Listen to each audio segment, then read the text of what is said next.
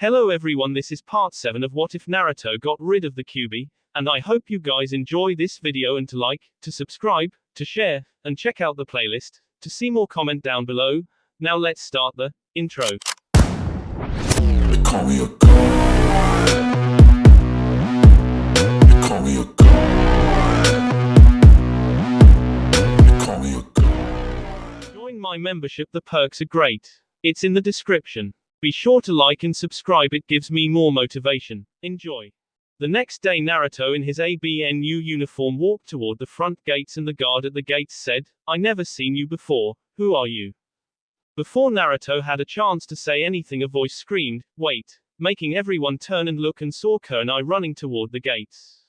As she got closer she looked at the ABNU and asked, "Maelstrom, right?" Naruto said, "Yes Kurenai-san. What can I do for you?" Kurenai wrapped her arms around him in a hug and said, "Please be safe and take care of yourself." Naruto smiles behind his mask and said, "I will and you do also." The guards looked at them and as they broke apart Naruto said, "My name is Maelstrom. Hokage-sama is sending me on a long-term mission and I am also new, so that is why you never seen me before." The guards nod and said, "Well, good luck sir, since ABNU are right under Junin and above Chunin, which is what the guards are." Naruto said, "Thanks," as he took one last look at Kurenai who was looking at him and Naruto thought, "What the hell? She can K me later," as he stepped forward putting his arms around her in a hug making them leave in a swirl of leaves to appear on top of the Hokage mountain where Naruto pulled his mask to the side and kissed her passionately. Since he was currently using his henge it made him just a little taller than her and she returned the kiss. As they broke apart Naruto pulled his mask back on and took them both back to the gates and he said, "Goodbye," as he took off into the trees leaving a stunned Kurenai and a couple of giggling guards. Kurenai sighed and turned to leave and the guards said, "A little young to be dating an ABNU." Kurenai said, "Considering H is younger than me and more powerful than both of you I wouldn't joke," making both men wide-eyed as she left smirking to herself. In the trees a little down the road a figure thought, "God, I love that woman. Now to go to sea country to see if Shush is alive," as he took off down the road. 2 days later Naruto was on a boat for sea country and every few miles he would drop a scroll into the water. Once he made it to the island he caught another boat to a smaller island and once he got there started going toward the center of the island where a volcano was. As he approached he noticed the smell of sulfur as well as the fact it was getting hotter. He soon saw a temple sitting on a slope and walked toward the temple. As he approached he heard a voice say, "Why have you come to this place, boy?" As he tensed but decided not to act scared since this happened before but he never saw who it was the last time. Naruto, who was in his usual appearance, said, "I came to speak with the priestess Kayla. My reasons for coming are my own." The voice was quite a moment and Naruto waited and then the voice said, "She will see you." Naruto nods and walks on toward the temple ignoring the shadow that flew by overhead and he soon made it to the gates of the temple that parted as two bald monks opened them and bowed to Naruto who kept his eyes locked straight ahead. As he walked through the courtyard a figure walked out of the main temple and stood on the steps looking at Naruto as if he was some kind of puzzle as he walked up the 100 steps and stood on the last one and looked at the person who was standing there and asked, "Are you the priestess Kayla?" The old woman who was in a white robe said, "I am, though how you know me and why you have come here is a mystery to me," as she looked at him. Naruto said, "My name is Naruto Uzumaki Namikaze. My mother was Kushina Uzumaki and she left a scroll for me saying that if I had any questions about her homeland you would be able to help me." Kayla looked at Naruto and asked, "What is it you need of your mother's homeland?" Naruto said, "I wish to find one of my 2 uncles or my aunt, though I do not even know their names." Kayla was quite a moment and said, "Follow me," as she turned and walked into the temple. Naruto followed her and she stopped by a mat and said, "Sit here," as she walked toward a throne. Naruto walked over to it and sat down on the mat and Kayla looked at him and said, "Both your uncles SD during the fall of Whirlpool and I am afraid that neither had any children." Naruto looked down and asked, "What about my aunt?" Kayla looked at Naruto and asked, "What do you know about your family and their bloodlines?" Naruto said, "I know that I have increased healing abilities as well as another bloodline that allows me to draw water out of the air without a water source. I only know that I am a distant cousin of the Nadaime Hokage and that my mother was the Kyuubi Raisenkage and I had 2 uncles and an aunt. Besides about 5 jutsu that I learned from a scroll, I don't know anything else but the fact that I can't access my water bloodline without a second blood relation, as he kept his eyes on Kayla. Kayla sighed and said, then you know nothing of your family or its true bloodline. It's not my place to tell you, so you must pass the test to learn the truth about your aunt. As she clapped her hands and 2 monks walked in. Naruto asked, what are you talking about? What test?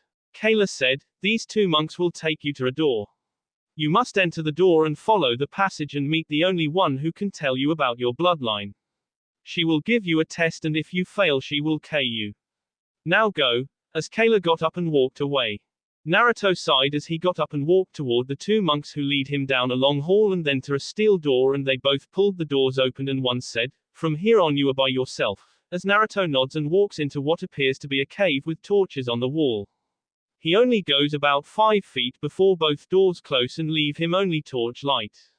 Naruto thought, well, this is different. When I came here at 17 after getting my mother's scrolls from Tsunade Bark, and Kayla was already S and the next priestess did not know anything about whirlpool or me, so it was a S end. As he continued down the cave and noticed it was getting hotter and harder to breathe.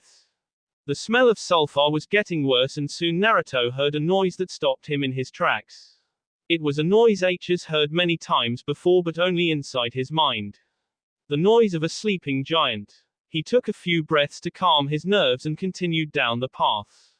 After about 20 minutes he saw a red light coming from what appeared to be the end of the cave, and he thought, reminds me more and more of Kyuubi's cage. As he walked out and gasped, as there sitting on a huge stone tower was a large white dragon with only a single little path leading toward it that was over a river of magma. Naruto thought, okay, next time I decide to listen to some old lady I am going to ask her when was her last mental evaluation.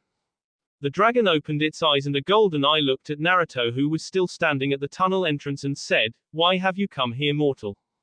Naruto gulped and said, I was told by the priestess Kayla that I would have to speak with you about my bloodline and pass your test before I could find out about my aunt. The dragon turned its head and looked at Naruto with both of its golden eyes and asked, what is your name? Naruto said, Naruto Uzumaki Namikaze. The dragon sniffed and said, you're Kushina-san. I smell her scent from you, but I also smell something else.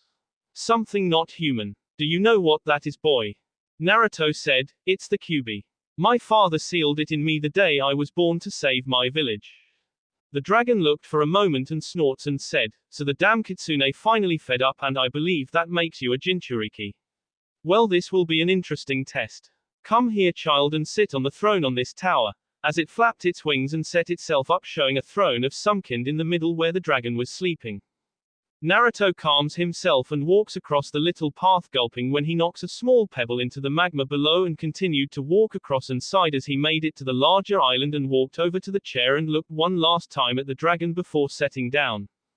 The dragon said, my name is Diavan, I am the last adult queen dragon on the planet Earth. Above me are all my children still sealed in eggs. Some males, some females. This test is quite simple, child. When I begin the ceremony, this throne will bind you in place and hold you while it makes you chakra explode from your body. Depending on how much chakra you have as well as how pure or unpure it is will determine if you attract any of my children. If you attract any, it will most likely be males, and if that is all, they will eat you and then I will eat them. Naruto got wide-eyed and gulped as he tried to think of a way out. Diavan said, now let me finish before you get excited. Now if you attract a female, she will K any of the male dragons that awaken, and then if you survive her test, then you will pass mine. You must not make any noise during this test or you will fail and I will eat you. If you fail my daughter's test, she will eat you. If you pass her test, then I will tell you what your family bloodline is. Are you ready? Naruto reaches up and tightens his grip on his locket and then nods, and the moment he sets both arms down on the armrest they are bound to it, and he suddenly feels like H is flaring his but does not feel any pain. He then feels the Kyuubi chakra flare as well, and then he arches his back ready to scream as the pain overtakes him, but it's so painful that he can't get a breath to make the scream. Above Naruto, his blue chakra and the red chakra of Kyuubi suddenly start to take shape, and Diavan smiles as she hears the first of her eggs hatching. Kyuubi chakra takes on the appearance of the Kyuubi itself, while Naruto chakra takes on something that surprises the old queen, a phoenix. The phoenix soon starts to fly around and attacks the Kyuubi while the Kyuubi tries to jump at the phoenix while neither actually gets the upper hand. Diavan watches amazed as she hears several more eggs pop open and she looks and sees 10 males circling the two dueling beast. Suddenly something that surprises everyone, Naruto body suddenly gets covered in a white glow as his body quits being pulled up in a painful expression, but a calming one washes over him and his eyes are closed but he is fully awake and not in pain. When the Phi glow covered his body, a 3 being of chakra appeared. This time it is a white dragon. Diavan said, "It can't be," as she watches as the phoenix and the dragon soon tag team the Kyuubi, making it fall back into a defensive stance trying to find some way to attack. Diavan turns and looks at Naruto as now a green glow covers him and this time another being of chakra appears and this time it appears to be a giant tree that grows and wraps around binding the Kyuubi in place. Diavan was expecting many things but what was happening was not one of them. As she continued to watch she sees Naruto chakra change agent as this time it's a blue like his own but darker and this time it takes the shape of a great ape and it climbs the tree helping hold the Kyuubi in place. If this was not enough, a golden wave of energy finally takes over Naruto body and this time it takes the shape of Griffin who stands in defiance of the Kyuubi. Diavan asked out loud, "How can this boy have those?" A figure appears in front of Diavan that shocks her to her core and says, "The boy is the destined child. The one who will change the world for the better or destroy the world. These are the guardians who now protect him. The wise ape is the spirit of the Sandaime Hokage.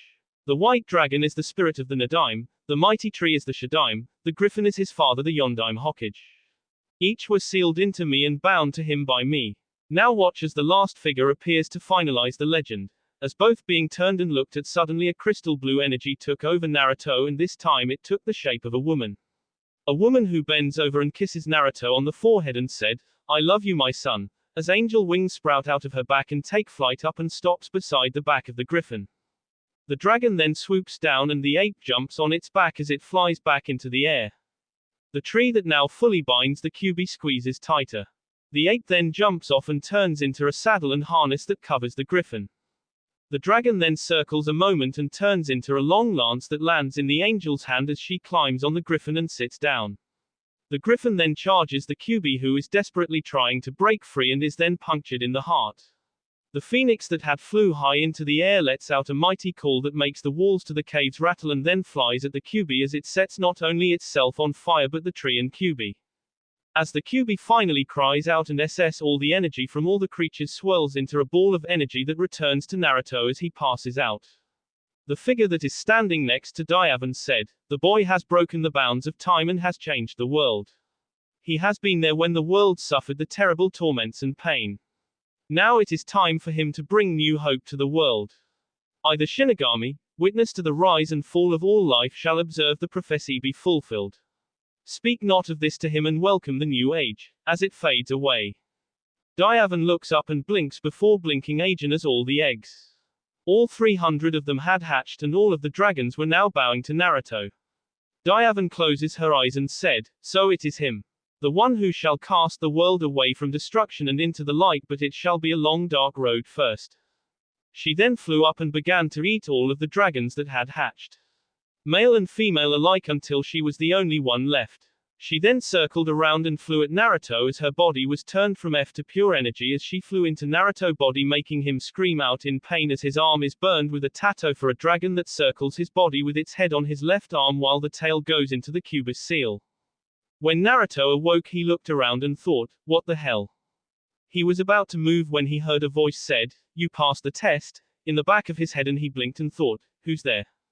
The voice said, "Enter your mind and come to the fox's cage." Naruto sighed and his eyes glossed over as he entered his mind and blinked before saying, "Damn," as his mind had been changed from a sewer to the cave he was now in. He walked down the tunnel and soon saw Diavan sitting below the Kyuubi cage that now hung from the ceiling. Naruto blinked and asked, "What the hell?" Diavan said, "You boy are surprising. You passed my test so well that I had no choice but to become your dragon." Naruto asked, "Okay, wait a minute. What do you mean my dragon? I don't understand any of this." Diavan sighed and said, "Simple. Your family, the Uzumaki family. The first family of Whirlpool and the last royal family of Whirlpool were at one time called the Royal Dragon Knights. Originally each Uzumaki would go into the world and search for dragon and take the test you just did. They had to try and awaken a female. If they failed they would s. Simple as that. But if they awakened a female then the female would bond with the Uzumaki and become their personal dragon. They would live inside of the human body and feed off of the human chakra and produce eggs inside the body. The male eggs would be used to help in battle or other things while the females would be released to go out in the world and start a new nest. This lasted for hundreds of years until the Great Demon Wars. After that war was over only a handful of dragons were left alive. The Uzumaki family was also nearly destroyed going down to one member. That member had 10 children who searched out for the remaining dragons but were killed after finding them, leaving only one child who hid. He searched out and found the last dragon and had the first female to be born from him hid here. That was me nearly 400 years ago. Since I was the last dragon, the Uzumaki who started Whirlpool at that time would come here and take the test and take one of my children as theirs. Over time the Uzumaki have gotten our healing factor as their own, and the bloodline to pull water out of the air is a genetic marker showing you are the first heir of a family, but you must get the heir's relic to activate the bloodline. Now the Uzumaki had the monks and the priestess protect me here until this day. Now you child, I have chosen to be my master. I will have my children be yours allies in battle, and your children shall each have one of my daughters. Naruto thought a moment and asked, what about my aunt? Diavan said, let's ask the priestess to find out, as Naruto was forced out of his mind. Naruto blinked, getting focus, and started walking toward exit of the cave. After several minutes he got to the doors and pushed on them, and they glowed a moment before opening. As Naruto walked out, the two monks bowed to him and escorted him back to the main hall, and Kayla saw Naruto coming and was smiling and then got wide-eyed as she saw the mark on his arm and said, what happened? Naruto was about to say something when he felt like he was being taken over, and then his eyes turned gold and his voice changed to that of Diavan, who said, relax my old friend. I have finally found one who was worthy of me. I have left my youngest daughter's eggs in the cave who should hatch in a year or two. Like me before her, she has all my memories, so she will know everything. Protect and guide her as your people have me. Now speak to the boy. As Naruto felt he was returned control and thought, give me a little warning next time. Kayla smiled and said, you must be surprising to have that old maid as your dragon. Well, I suppose she explained about your family bloodlines. Naruto nods and Kayla said, now to answer your question. Your aunt SD last year in a bandit raid protecting a village. Naruto looked down until Kayla said, relax young one. You still have one other relative. Your aunt had a child. A daughter named Ru, however you both have something in common besides blood. Naruto, who was listening, waited, and Kayla said, you are both Jinchurikis? Making Naruto wide-eyed a moment and asked, how? Kayla sighed and said, whereas your father sealed the Kyuubi no Kitsune in you, her father sealed the Yamato no Orochi in her to protect her and her mother from their enemies. Naruto blinked and said, so she has the 8-headed snake in her. Kayla and Diavan both snicker at this, and Naruto asked, what? Kayla said, Yamato no Orochi is not exactly a snake but actually a serpent. It was created when a dragon was bred with a demon during the Demon Wars. Naruto asked, how do you know all this, Kayla? Kayla sighed and said, I am a priestess for a reason. I have been given the gift of sight. It allows me to look for any one thing and see it if I concentrate. When you were gone, I looked for your family and found your cousin. Naruto asked, where is she? Kayla said, she is hiding in Mist Country. She cannot use the demon's powers though like you can, young one. Naruto asked, why not? Is it something to do with the seal? Kayla said, no. The demon's power is currently being used by another. He is the one who holds the legendary Kusanagi. Naruto sighed and said, so you mean old Hebatim has it? Does that mean that Atsuki is after her as well? Kayla said, they will be. Naruto asked, what will happen to her if she were to get the grasscutter back? Kayla said, has Diavan told you how to activate your bloodline? Naruto said, yeah, something about a family heirloom. Kayla said, it's the same for her.